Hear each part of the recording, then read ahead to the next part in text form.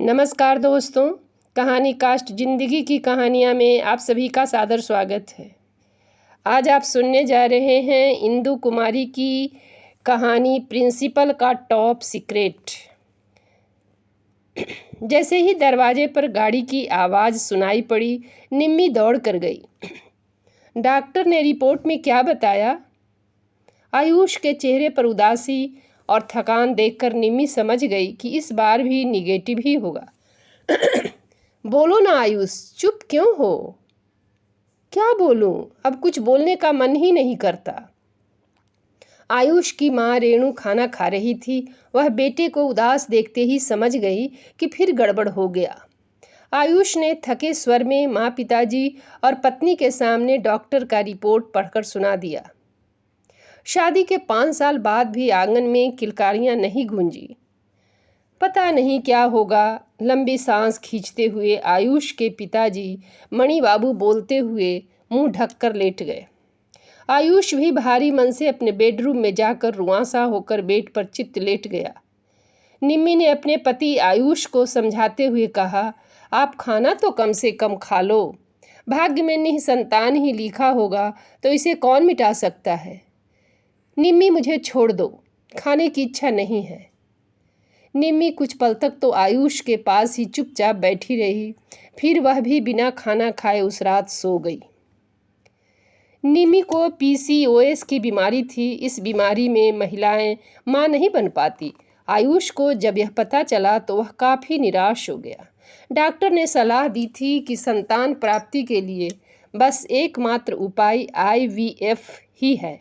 निम्मी और आयुष काफ़ी सोच विचार कर मानसिक और आर्थिक रूप से आईवीएफ के लिए तैयार हो गए। परिणाम भी अच्छा आया। घर में खुशियां छा गईं। रेणु जी भी काफ़ी खुश थीं। उन्हें लग रहा था कि भगवान के दरबार में उनकी प्रार्थना सुन ली गई। प्रारंभ के 2-3 महीने तो निम्मी की तबीयत ठीक नहीं रही, लेकिन धीरे धीरे वह अब स्वस्थ और खुश भी रहने लगी थी।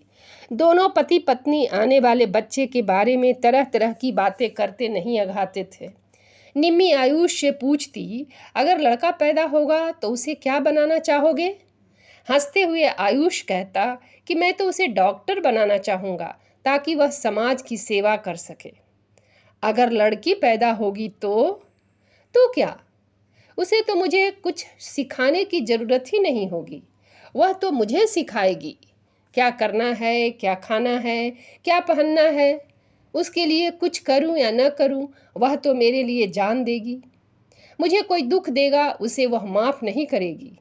निमी ने कहा, मगर बेटी तो आपके पास नहीं रहेगी। आयुष ने उदास होते हुए कहा, वह मेरे पास रहे या न रहे, लेकिन हम हमेशा उसके दिल में रहेंगे।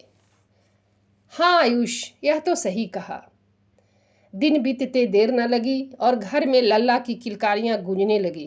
रेणु जी बच्चे को गोद में लेते हुए भगवान को शुक्रिया अदा कर रही थी, तो मणि बाबू को वंश की चिंता थी, सो आज पूरी होती दिखाई दे रही थी। घर में उत्साह का माहौल बना हुआ था। लल्ला का नामकरण से लेकर अन्नप्राशन के कार्यक्रम धीरे धीरे पूरे हो रहे थे। उसके जन्मोत्सव पर मणि बाबू ने खूब मिठाइयाँ बांटी थीं। आयुष भी अपने ऑफिस से आता सबसे पहले लल्ला को गोद में उठा चुमकारता, पुचकारता, इधर उधर घुमाता और प्यार से न जाने कितने नामों से पुकारता। निमी भी उसे एक क्षण के लिए आंखों से ओझल नहीं होने देती थी। जब भी लल्ला रोता पूरा घर परेशान हो जाता। जैसे जैसे वह बड़ा हो रहा था उसकी शैतानियां भी बढ़ते जा रही थीं। आयुष और निम्मी अब उसे स्कूल भेजना चाह रहे थे। उस शहर में मॉडर्न स्कूल बच्चों के प्राइमरी एजुकेशन के लिए अच्छा माना जाता था, सो लल्ला का एडमिशन वहीं करवा दिया गया। अब लल्ला प्रतिदिन स्कूल जाने लगा था। उसका स्कूल 8 बजे से होता था, इसलिए निमी सुबह 5 बजे ही जग जाया करती थी। फिर बेटे और पति का लंच तैयार करके लल्ला को बस स्टॉप तक छोड़ने जाती। लल्ला स्कूल जाने के लिए खूब उत्साहित रहता था। कभी कभी निम्मी कहती, बेटा आज मेरी तबीयत खराब है, तू स्कूल मत जा। तब वह पैर पटक पटक कर रोने लग जाता था। कल से गर्मी की छुट्टी होने वाली थी। कल यानी बीता हुआ कल रात वह अपने दोस्त के बर्थडे पार्टी में गया था। निम्मी और आयुष दोनों आमंत्रित थे। पार्टी से लौटते लौटते काफ़ी रात हो गई थी। नींद पूरी नहीं होने के कारण सुबह में निमी की तबीयत ठीक नहीं लग रही थी। आयुष ने लल्ला को स्कूल जाने से मना किया। लल्ला ने कहा, पापा, आज के बाद तो ग्रीष्मावकाश होने वाला है। सभी शिक्षक ग्रीष्मावकाश का होमवर्क देंगे तो मैं कैसे लिख पाऊंगा। लल्ला स्कूल तो चला गया, लेकिन वहां पहुंचते ही उसके पेट में मरोड़ होने लगा। पार्टी का खाना ठीक से पचा नहीं था, सो अटेंडेंस के पहले ही वह टॉयलेट चला गया। टीचर ने अटेंडेंस लेकर बच्चों की गिनती करके मिला लिया, फिर बच्चों को पढ़ाने लगा। घंटी के बीच में कोई भी स्टूडेंट आता जाता नहीं था, इसलिए लल्ला भी पहली घंटी समाप्त होने के बाद ही क्लास में आया। आज वह क्लास में बीच बीच में ऊँघ भी रहा था। टिफ़िन की घंटी बजने के बाद बच्चे लंच करने लगे, लेकिन लल्ला को भूख नहीं थी। दोस्तों ने कहा, थोड़ा सा खा लो, लेकिन उसने अनिच्छा जाहिर की। अंतिम घंटी बजते बजते उसे थोड़ी भूख लगने लगी। तब लल्ला के दोस्तों ने कहा, जब क्लास ख़त्म हो जाएगा और प्रार्थना की घंटी लग जाएगी तो इस बीच तू जल्दी जल्दी लंच करके लाइन में लग जाना। उसने ऐसा ही किया, लेकिन तब तक प्रार्थना शुरू हो गई थी, इसलिए वह प्रार्थना में शामिल नहीं हुआ। छुट्टी की घंटी बजते ही उसके दोस्त उसे खोजने लगे, लेकिन अब तक वह नहीं दिखाई दे रहा था। फिर लाइन में खड़े बच्चों की गिनती शुरू हो गई और एक एक करके सभी बच्चे अपने अपने रूट वाली बसों पर बैठते चले गए।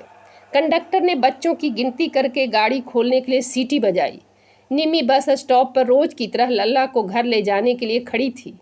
एक एक करके बच्चों को उनके स्टॉपेज पर उतार कर कंडक्टर ने बस खोलने के लिए जैसे ही सीटी बजाई कि निमी ने पूछा, मेरा लल्ला कहाँ है? कंडक्टर ने कहा, मैडम, मुझे गिनती करके बच्चों की लिस्ट दे दी गई है और उस पर टीचर का साइन भी है। आप गौर करके देख लें कि इसमें आपके लल्ला का नाम है कि नहीं। निमी लिस्ट देखकर चौंक गई। उसमें लल्ला का नाम ही नहीं था। निम्मी का सर चकराने लगा और आंखों के आगे अंधेरा छा गया। वह वहीं पर बेहोश होकर गिर गई। आसपास के लोगों ने उसे घर पर पहुंचा दिया। आखिर लल्ला कहाँ चला गया, वहाँ पर इस बात को लेकर लोग परेशान हो रहे थे। मणि बाबू ने हिम्मत से काम लिया और जल्दी से आयुष को खबर देकर पुलिस स्टेशन जा ही रहे थे कि आयुष घर पहुंच गया। निम्मी और माँ की हालत देखकर आयुष अपने आप को संभाल न सका। कहाँ गया मेरा लल्ला कहकर वह बिफर गया। फिर कुछ सोचकर उसने प्रिंसिपल के पास फ़ोन लगाया और पूछा, सर, आज मेरा लल्ला घर नहीं आया। वह स्कूल तो गया था। प्रिंसिपल ने कहा, भाई साहब, हमारे यहाँ सुबह और शाम दोनों वक्त बच्चों का अटेंडेंस होता है। जितनी संख्या स्टूडेंट की सुबह में थी उतनी ही शाम में। फिर मैं कैसे कहूँ कि आपका लल्ला कहाँ है। आयुष और मणि बाबू ने तुरंत पुलिस स्टेशन जाकर रपट लिखवा दी। पुलिस सख्ती से छानबीन में लग गई, लेकिन कहीं कोई सुराग नहीं मिल रहा था। घर पर दुख का पहाड़ टूट गया। खुशियाँ जिस रास्ते से आई थीं उसी रास्ते से निकलते नजर आने लगी। लल्ला के बिना पूरा घर रो रहा था। कोने कोने से निम्मी को लल्ला की आवाज़ सुनाई पड़ती थी। वह बदहवास होकर सुबह 5 बजे जग जाती। प्रतिदिन की तरह वह लल्ला का लंच तैयार करने लग जाती। उसका स्कूल बैग कहाँ है, वाटर बोतल भी नहीं मिल रहा है। लल्ला, तुम अपना लंच बॉक्स निकालो, देर हो रही है बेटा। आयुष यह देखकर रो जाता। वह पत्नी की बिगड़ती मानसिक स्थिति से चिंतित होने लगा था। ग्रीष्मावकाश के बाद स्कूल खुला। बच्चे आपस में लल्ला की ही बातें कर रहे थे। कोई कह रहा था कि वह तो मेरे पास ही बैठा था, तो कोई कह रहा था कि वह क्लास में उस दिन बार बार ऊँघ रहा था। किसी ने कहा कि मैंने तो उसे अंतिम घंटी तक देखा था। इधर चपरासी सभी रूम की सफाई कर रहा था। अचानक उसकी नज़र 5th A में लल्ला के स्कूल बैग और वाटर बोतल पर पड़ी। फिर उसके मृत शरीर पर, जो सूखकर कंकाल की तरह स्कूल ड्रेस में चिपका था। चपरासी की आंखें फटी रह गईं। वह सोच में पड़ गया, आखिर हमसे यह भूल कैसे हो गई। हो सकता है लल्ला बेंच पर सो गया हो और हमसे अनदेखी हो गई।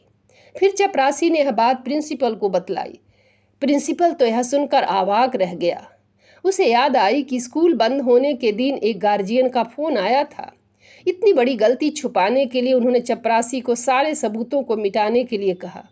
फिर प्रिंसिपल ने चपरासी को सख्त हिदायत भी दी कि इस बात को टॉप सीक्रेट रखना है, पर लल्ला का वाटर बोतल और लंच बॉक्स उसे हटाने की याद ही नहीं रही। जैसे ही बच्चे क्लासरूम में पहुंचे, किसी की नज़र लल्ला के वाटर बोतल और लंच बॉक्स पर पड़ गई। फिर क्या था, यह बात आग की तरह स्कूल में फैल गई। तो दोस्तों, कहानी समाप्त हुई। धन्यवाद।